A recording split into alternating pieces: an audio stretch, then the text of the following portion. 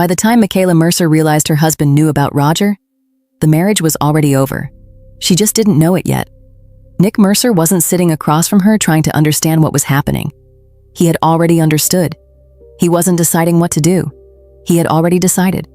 And the calm man she thought she was deceiving had quietly spent weeks making sure he would be the only one who didn't lose when everything collapsed.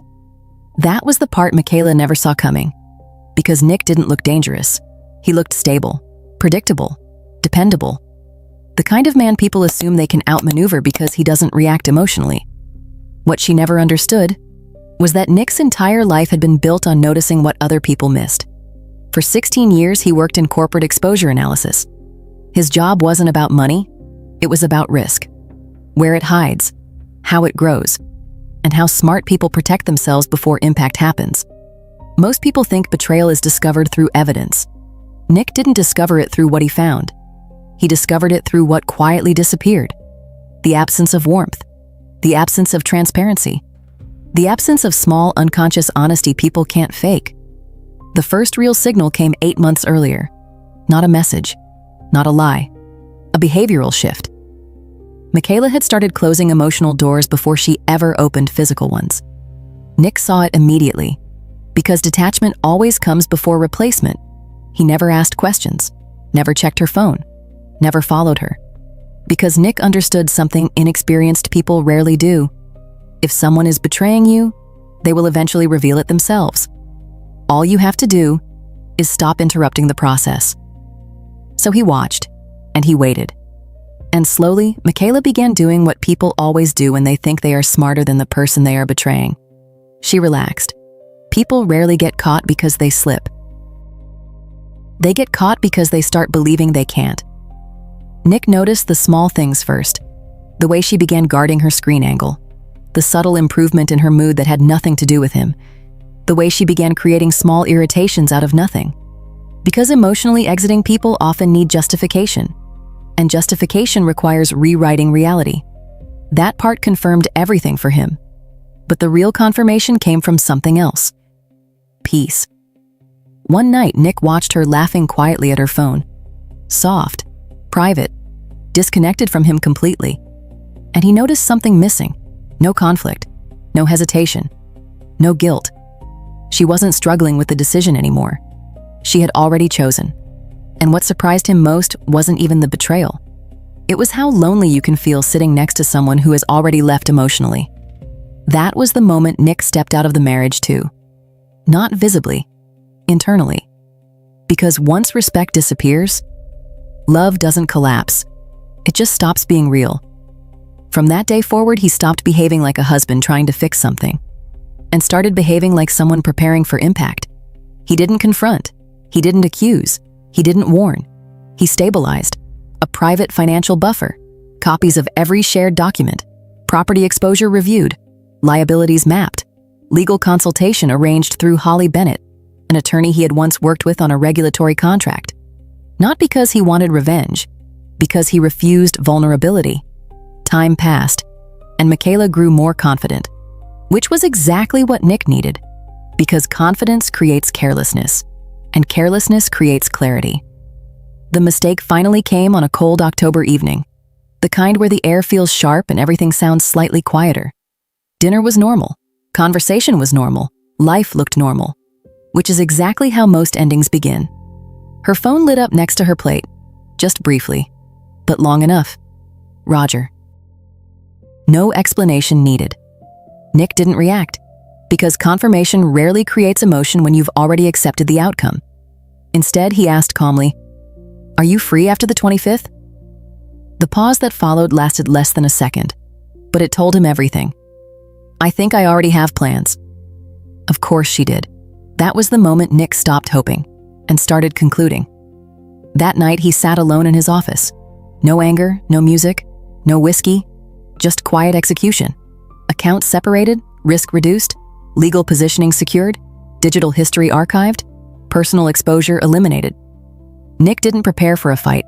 He prepared for aftermath. Because betrayal doesn't destroy you. Being unprepared does. 2 weeks later, everything was ready. More importantly, Michaela still believed she was in control of the story. That was when Nick chose the moment.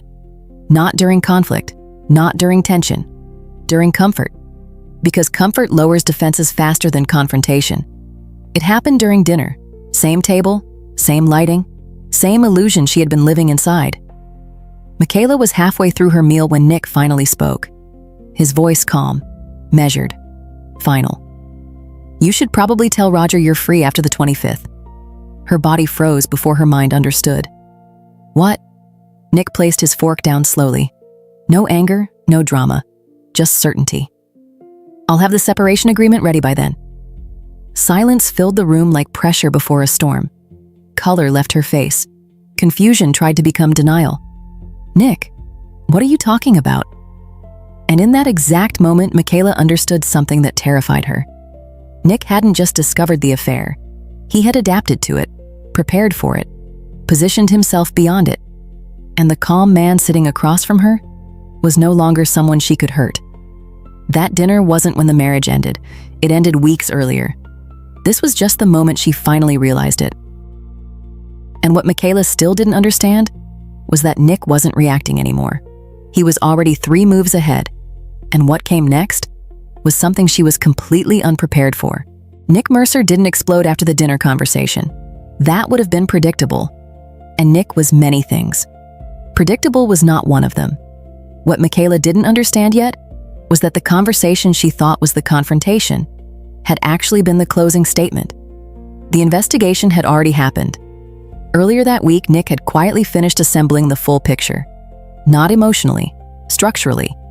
He never searched for one big piece of evidence. Because real deception rarely collapses from one mistake. It collapses from accumulation, fragments, behavioral shifts, digital patterns, human inconsistency. Nick approached the situation the same way he handled corporate exposure cases. Timeline first, emotion last.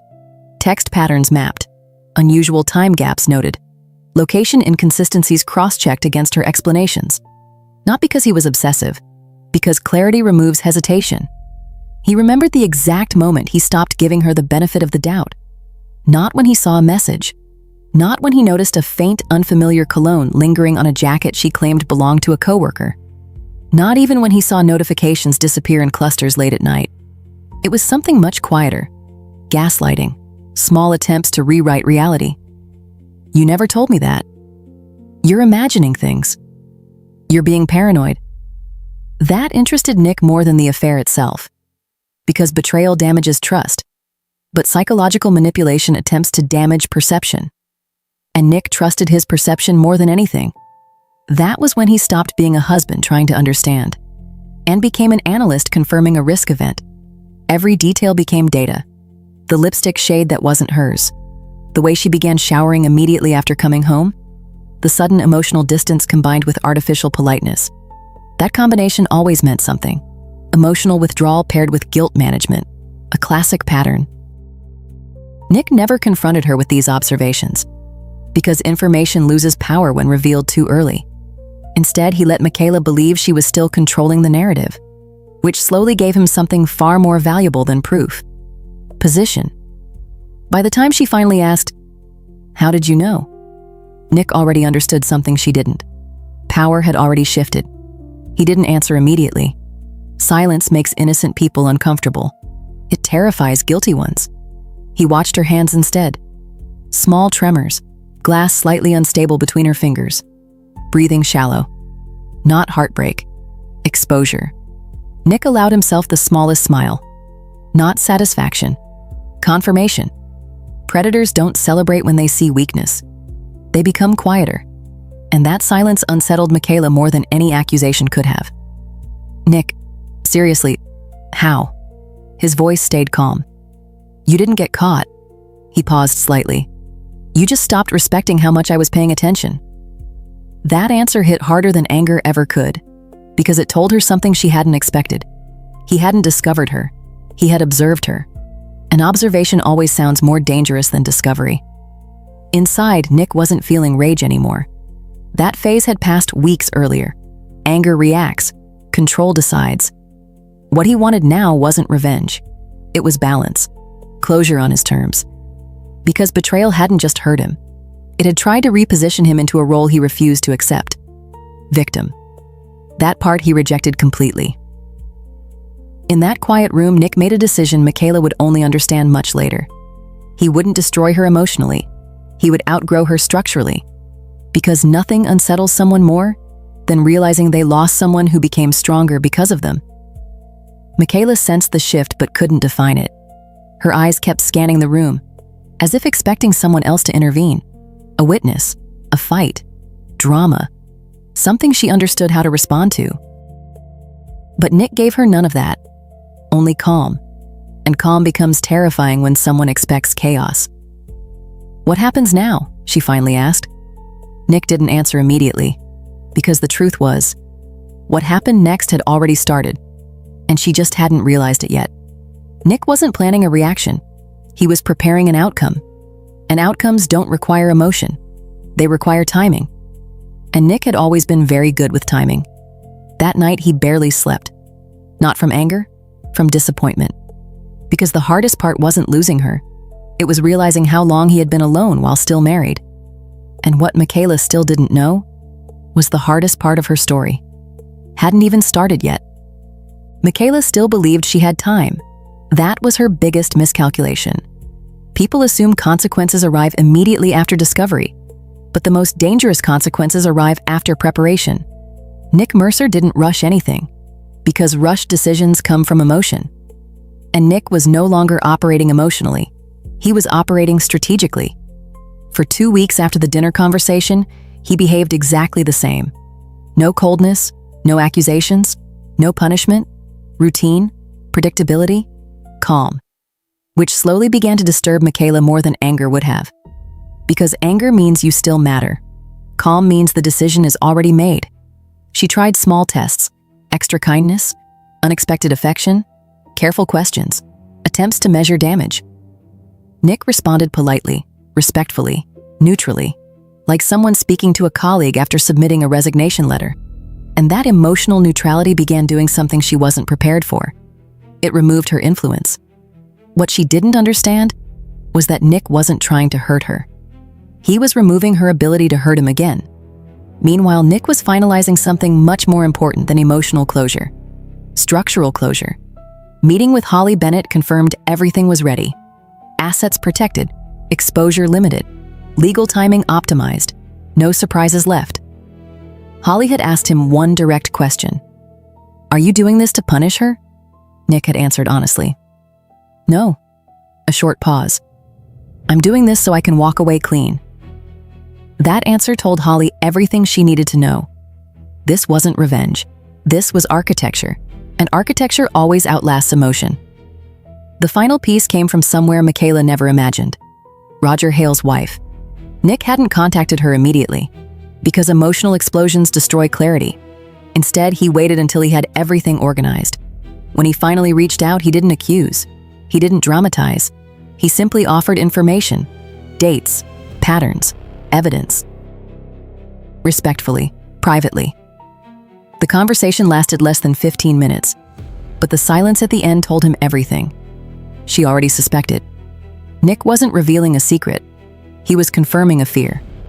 They agreed on one thing: no drama, no shouting, no scenes, just truth. And that agreement created something powerful. Control. The meeting location wasn't accidental. A quiet, upscale restaurant Michaela had once said she loved, which made the symbolism almost poetic. She believed she was meeting Roger for another hidden dinner. What she didn't know was that Nick had designed the ending of the story. The evening unfolded exactly as expected. She arrived first, confident, relaxed, certain.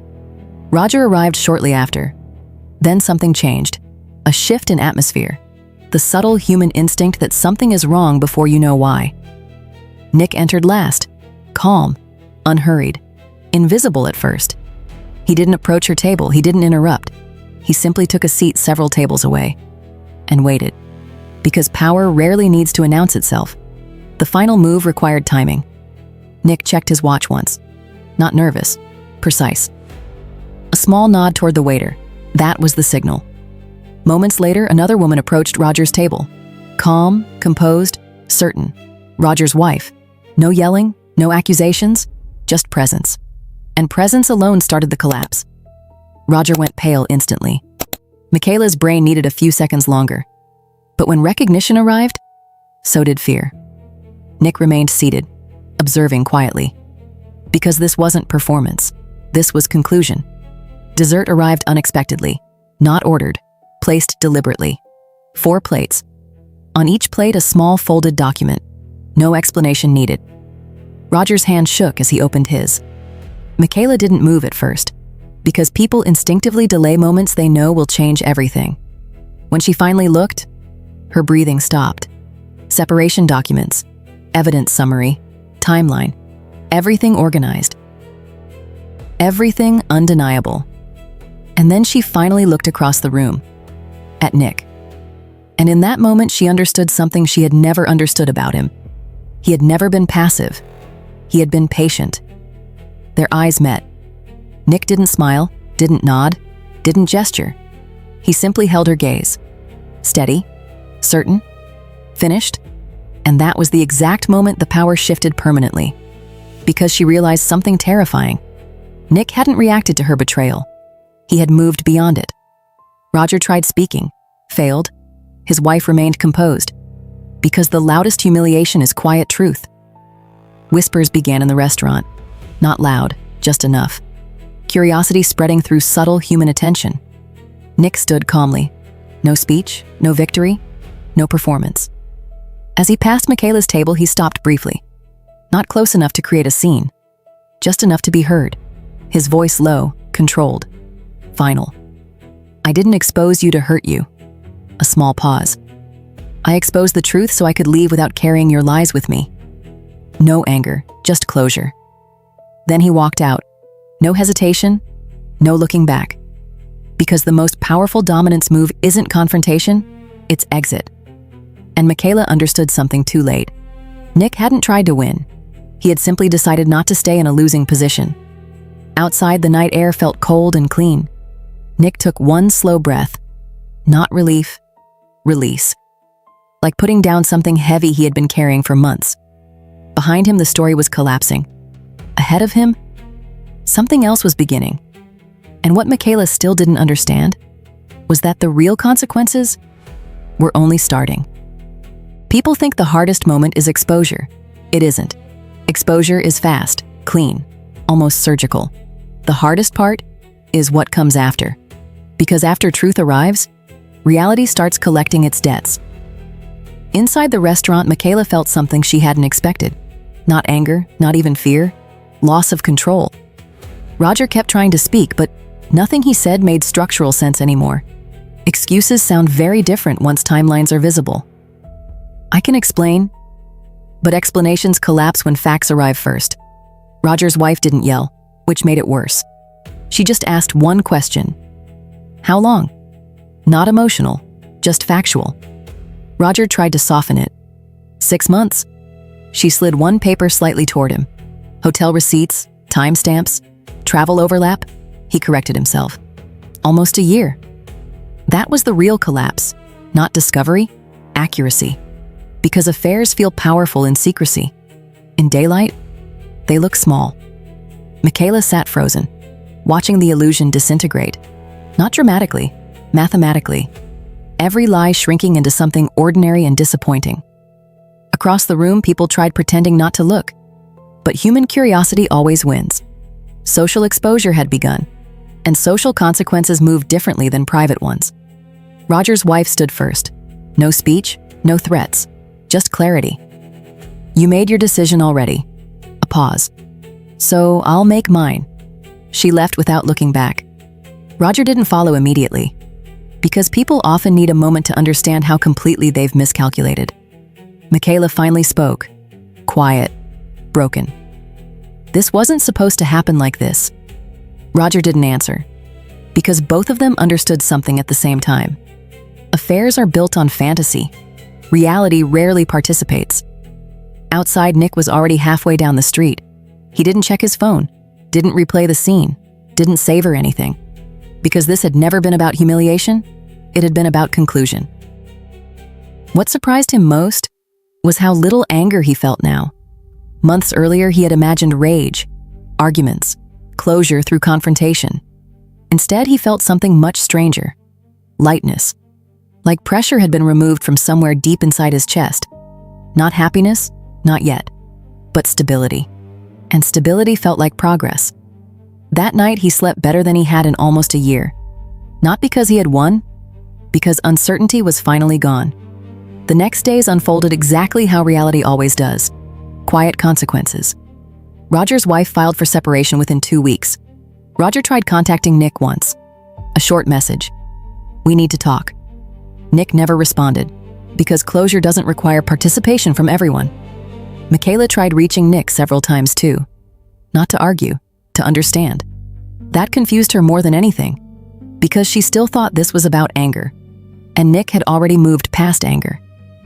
When they finally spoke again days later, her voice sounded different, smaller. "I didn't think you'd do something like that," Nick answered honestly. "I didn't think you'd give me a reason." Silence. Because truth doesn't leave room for negotiation. "I never thought you'd be this cold," she said. Nick corrected her gently. "I'm not cold." A small pause.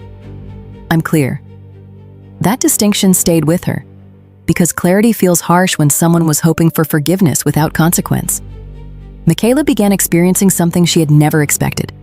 Not heartbreak, perspective. Because for the first time she was seeing Nick not as predictable, but as someone she had completely underestimated. And that realization hurt more than exposure. Nick, meanwhile, wasn't rebuilding his life dramatically. He was stabilizing it. Routine returning, focus returning, energy returning, because emotional leakage had stopped. One evening, Holly asked him something direct over coffee. "Do you feel better?" Nick thought about it. Not better. A pause. More accurate. That was the word. Accurate. Because betrayal doesn't just hurt, it distorts your reality while it's happening. And Nick finally felt like he was living in something honest again. The biggest surprise came weeks later. Nick realized he wasn't replaying the restaurant anymore. Not the shock, not the collapse, not the moment. It was already becoming irrelevant, which meant something important had happened. He was done. Not because he forced himself to be, because he genuinely was. And what Michaela was only beginning to understand was something most people learn too late. The opposite of love isn't hate. It's emotional detachment. And Nick had already crossed that line. What she had lost wasn't just her husband. It was access. Access to his trust.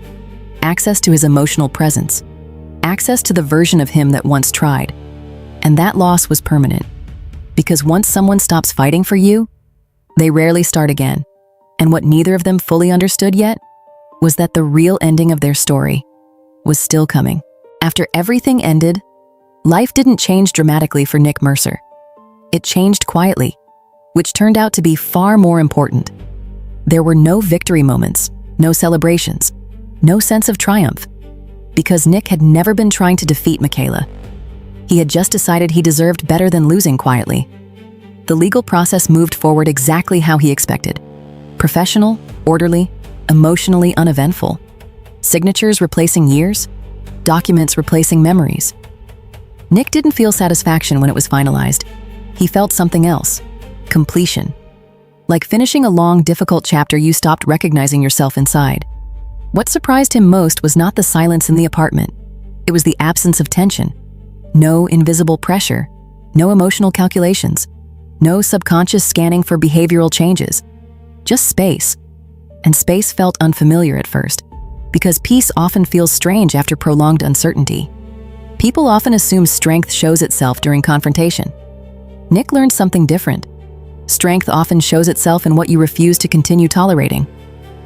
Weeks later, Michaela asked to meet one final time, not to repair anything, to understand something. They met in a quiet cafe on a gray afternoon, neutral territory, no history there, which made honesty easier. She studied him carefully. "You really never lost control." Nick gave a small shake of his head. "I did." That surprised her, but not where you could see it. That answer stayed with her, because for the first time she understood something she had missed completely. Nick hadn't been emotionless. He had been disciplined. There is a difference. "I thought you were weak," she admitted quietly. Nick nodded. I know.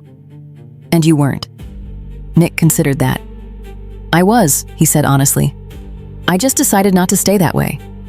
No hostility, no performance, just truth. And truth without anger is difficult to argue with. You became someone else, she said. Nick shook his head slightly. No. A small pause. I became who I should have been earlier. That was Michaela's final realization. She hadn't just lost Nick, she had misunderstood him completely. Did you ever still love me when you exposed everything? That question took longer to answer, because Nick refused easy answers. Yes. That hurt her more than anything else he could have said. And that's exactly why I couldn't stay. Because love without respect eventually becomes self-erasure. And Nick had finally understood that. They didn't hug goodbye, didn't promise friendship, didn't pretend future contact. They just nodded. Because some endings don't need ceremony. They need acceptance. Months later, Nick's life looked different in subtle ways. Better sleep, sharper focus, lighter conversations. Friends returning naturally. Not because he explained what happened, because he was present again. One evening, Holly asked him something simple. Do you regret how you handled it? Nick thought carefully. Because regret requires honesty. No. Then he added something that mattered more. I regret how long I ignored what I already knew. That was the real lesson. Not about betrayal, about awareness. People rarely get destroyed by what they don't see. They get destroyed by what they refuse to acknowledge. Nick didn't become colder after everything. He became clearer, and clarity is different from hardness. He trusted again, but differently. He listened sooner, ignored less, respected his instincts more than comfort. Because he had learned something simple most people only learn after damage. Peace isn't something someone gives you. It's something you stop sacrificing. What happened to Michaela mattered less with time. What mattered more was who Nick became after. He didn't become ruthless. He didn't become cynical. He became selective. And that quiet change altered everything. Because the real ending of this story wasn't the restaurant. It wasn't the exposure. It wasn't even the divorce. It was the moment Nick understood something he would carry for the rest of his life. You don't win by hurting the person who hurt you. You win when they no longer have access to who you became. What he learned was simple. Never confuse calm with weakness. Never confuse trust with blindness. And never stay loyal to someone who has already stopped being loyal to you. And the final thing Nick Mercer understood was something most people only realize after they've been broken once. When a quiet person finally stops explaining, it usually means they already made peace with leaving. And when they leave, they rarely come back as the same person. Because by the time someone stops trying to prove their worth to you, they have usually already realized it themselves. And by the time they walk away, they are no longer looking back.